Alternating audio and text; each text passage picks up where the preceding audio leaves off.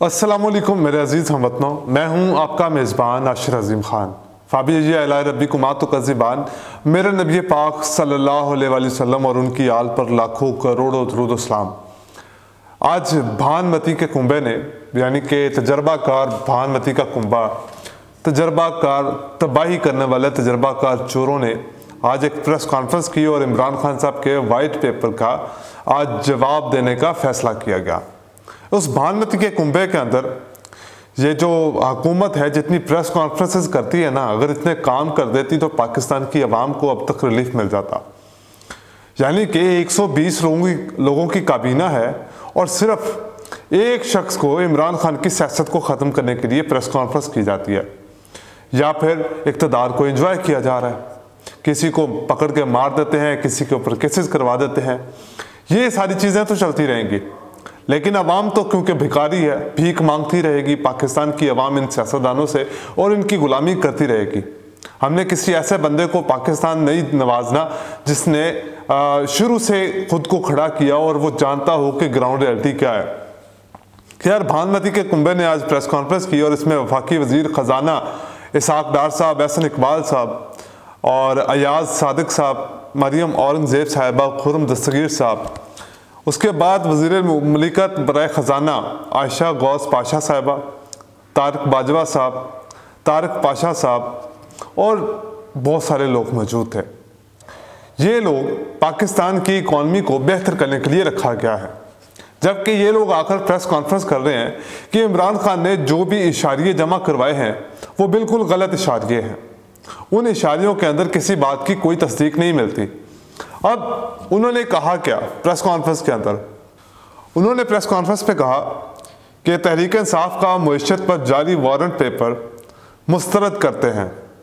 PTI के white paper झूठ का पलंदा, गुमराह कुन है, बुनियादी और मुआशी हक़ाइक़ के बरक्स है, मुआशी इस्तेहकाम के रास्ते पर गामजन है। पाकिस्तान डिफ़ॉल्ट नहीं करेगा। डिफ़ॉल्ट की गर्दान अब बंद होनी चाहिए। महंगाई को रोकना हुकूमत का अव्वलीन एजेंडा है, लेकिन इसमें बतदरीज कमी होगी। IMF प्रोग्राम मुकम्मल करेंगे। सऊदी अरब इसी माह माली इमदाद फराहम करेगा। चीन से भी कर्जा मुअख्खर होने वाला है। 30 जून 2023 तक मुल्क को मुआशी लिहाज से बेहतर सतह पर ले आएंगे। ज़र मुबादला के ज़खायर भी बेहतर पोजीशन पर होंगे। हम सरकारी इदारों की निजकारी करेंगे। मौजूदा मुआशी सूरत हाल इस हुकूमत के 8 माह के इक़दाम का नतीजा नहीं है। यानी कि 8 माह के जो इक़दाम किए गए या मौजूदा सियासी सूरत हाल की वजह से या मुआशी सूरत हाल जो है वो PDM की जमातें अपने सर पर नहीं लेना चाहती।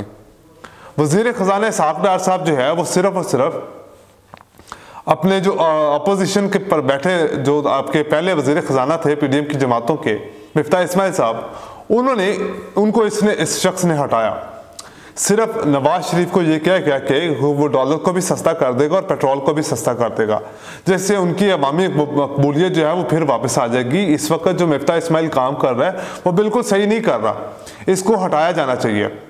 आज मिफ्ता इस्माइल साहब ने भी प्रेस कॉन्फ्रेंस की और कहा कि मुझे बेइज्जत करके वजारत ख़जाना से निकाला गया। नवाज शरीफ साहब, क्योंकि मिफ्ता इस्माइल साहब ने ये कहा है कि नवाज शरीफ साहब क्योंकि ख़जाना इसहाक डार साहब के बहुत करीब हैं, इसहाक डार साहब के बेटे नवाज शरीफ साहब के दामाद हैं, तो ये दोनों आपस में समधी हैं, तो उनके बेहतर ताल्लुकात हैं। ये नवाज शरीफ से कहते रहे कि वो डॉलर और पेट्रोल को सस्ता कर देंगे, उसके बाद उनकी मकबूलियत जो है वो वापस आ जाएगी और सियासत में भी वापस आ जाएंगे। फिर उनका तजर्बा जो है वो सबके सामने आ जाएगा, लेकिन वो तजर्बा नाकाम हुआ। उन्होंने कहा कि मुझे लंदन बुलाकर 12 लोगों के सामने बेइज्जत करके वजारत ख़जाना से निकाला गया। अगर वजारत ख़जाना से निकालना ही था तो फिर मुझे लंदन क्यों बुलाया गया? मुझे इधर ही बता दिया जाता ताकि मैं अपने रास्ता जो है वो जुदा कर लेता, लेकिन मुझे बेइज्जत करके निकाला गया। दूसरी तरफ जो मिफ्ता इस्माइल साहब हैं, उन्होंने ये भी कहा कि अगर इमरान खान साहब चूँकि एक अच्छे सियासतदान हैं, उनसे बेहतर कोई नहीं जानता कि सियासी बयानिया कैसे बनाया जाता है। उन्होंने आज वज़ीर ख़जाना के ऊपर जो है वो फिर से तनकीद की। उसके बाद वज़ीर ख़जाना इसहाक डार साहब ने भी जवाब दिए। उन्होंने कहा जी कि हमारे अपने लोग भी मईशत की तबाही में अहम किरदार अदा करके गए हैं। यानी कि ये लोग आपस में लड़ रहे हैं। इनको काम मिला है पाकिस्तान की मुआशी सूरत हाल को बेहतर करने का, लेकिन ये लोग आपस में इक़्तिदार के लिए लड़ रहे हैं।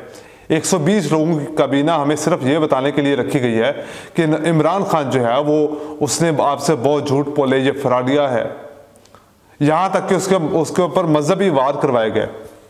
अब दूसरी तरफ आ जाए इमरान खान साहब के ऊपर, क्योंकि जो JIT की रिपोर्ट आई है उस रिपोर्ट के अंदर ये वाज़ेह तौर पर मेंशन हुआ है कि 3 तरफ से हमला किया गया इमरान खान के ऊपर और इमरान खान के गार्ड की वजह से मुअज़्ज़म की डेथ नहीं हुई। और दूसरी तरफ ये सियासी तौर पर प्रोपेगेंडा फैलाने की कोशिश की जा रही है कि जो PTI का ये सारा मामला जो था वज़ीराबाद के अंदर जो इमरान खान के ऊपर हमला हुआ, ये सारा PTI का अपना प्लांटर था, इनकी मर्जी से हुआ और सारा जो है वो उनके ऊपर डालने की कोशिश की गई। दूसरी तरफ DPO ने जब अपने मोबाइल देते हुए, आप मेरे पीछे ये वीडियो देख भी सकते हैं कि DPO ने जब SHO को फ़ोन दिया कि आप इससे वीडियो कैप्चर करें, वो फुटेज भी सामने आ गई है, लेकिन DPO ने और IG ने दोनों ने शामिल तफ्तीश होने से इनकार कर दिया है। सामने क्यों नहीं आते अगर इमरान खान का प्लांटेड है? इमरान खान तो अपना केस जो है वो FIR नहीं कटवा सका, इतने कमज़ोर लोग हैं वो लोग, और तुम लोग इख्तिदार में बैठे हो और इमरान खान को हराने के लिए तुम लोगों ने 120 लोगों की काबीना रखी हुई है। बड़ी अच्छी बात है। दूसरी तरफ आपके जो लीडर हैं नवाज शरीफ साहब, उन्होंने फिर बरतानिया से फ़रार होने का फ़ैसला किया और जनेवा जा रहे हैं अपनी बेटी के साथ।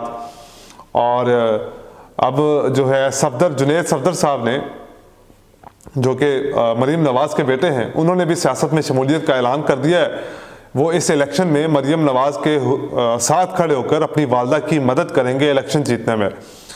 यानी कि इनका ख़ानदान जो है वो हमारे ऊपर हुक्मरानी करता रहेगा और हम गुलामी करते रहेंगे। दूसरी तरफ आसिफ जरदारी साहब ने आज पाकिस्तान की कौम के साथ बहुत बड़ा मजाक किया। खैर मजाक तो ये है, ये एक बात उन्होंने बिल्कुल ठीक की कि भुट्टो 43 साल से अदालती कत्ल की वजह के बावजूद अवाम के दिलों पर हुक्मरानी कर रहे हैं। ये बात बिल्कुल ठीक है कि वो अवाम के दिलों के ऊपर हुक्मरानी कर रहे हैं, लेकिन वो उनकी सियासत थी। वो इतने गैरतमंद थे कि वो कभी भी अपनी बेटी के ऊपर उठाए जाने वाले जिन लोगों ने उनकी नाजेबा तस्वीरें फिकवाई थी ना, उनके साथ जाकर नहीं बैठते। वो बिलावल ने अपनी माँ की नाजेबा तस्वीरें फिकवाने वालों के साथ हाथ मिलाया। और दूसरा, इतनी बड़ी पार्टी अपने आप को अगर समझते हैं तो फिर इनको क्या ज़रूरत थी किसी दूसरे पार्टी के लीडर के अंडर काम करने की और वज़ीर बनने की। खैर इनको तो इक़्तिदार चाहिए। अब आसिफ जरदारी साहब ने मजाक किया कि मोहतरमा बेनज़ीर भुट्टो जो हैं वो कायद जो जुल्फ़िकार अली भुट्टो थी उनकी वजह से पाकिस्तान की जंजीर थी।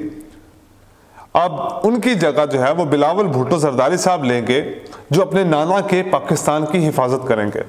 बिलावल भुट्टो पाकिस्तान को दुनिया के तरक्की याफ्ता ममालिक में शामिल करवाएंगे। उसको अभी तक ये तो पता नहीं है कि तकरीर क्या करनी है, किसके साथ क्या बात करनी है। उसको इतनी बड़ी वजारत से नवाज दिया गया है कि उसने सिर्फ और सिर्फ अपने दौरों के ऊपर 2 अरब रुपए खर्च कर दिए पाकिस्तानी अवाम का, और पाकिस्तानी अवाम के पास जहर खाने के पैसे नहीं है। उस बंदे को ये नहीं पता कि बात क्या करनी है, वो तकरीर लिख के दे देते हैं, वो पढ़ देता है और उसकी सियासत को चमकाने के लिए, क्योंकि इस्टेब्लिशमेंट के साथ इनका मुआहिदा तो हो चुका है जरदारी साहब का कि 2028 के अंदर बिलावल भुट्टो साहब को पाकिस्तान का वज़ीर आज़म बनाया जाएगा और उसके लिए तैयारी की जा रही है मुकम्मल उसको इक़्तिदार में लाने के लिए। और सूरत हाल इस वक्त ये है कि पाकिस्तान में जो है ज़्यादा उम्मीद जो है वो इलेक्शन की तरफ जा रही है, क्योंकि दोनों पार्टियां जो हैं वो अब इलेक्शन की तैयारी के अंदर नज़र आ रही हैं। पाकिस्तान मुस्लिम लीग नून जो है उनको अभी कैंडिडेट नहीं मिल रहे, जिसकी वजह से वो इलेक्शन को डिले करते चले जा रहे हैं। मई के अंदर चांसेस हैं कि रमज़ान के बाद जो है इलेक्शन हो जाएंगे।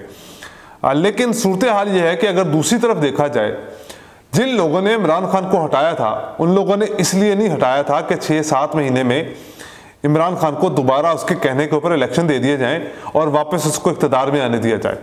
तो ये बहुत बड़ा सवाल है कि क्या वाकई ही जो है वो ऐसा हो सकता है। दूसरी तरफ सऊदी अरब की तरफ से कुछ इमदाद मिलने के चांसेस नज़र आए हैं।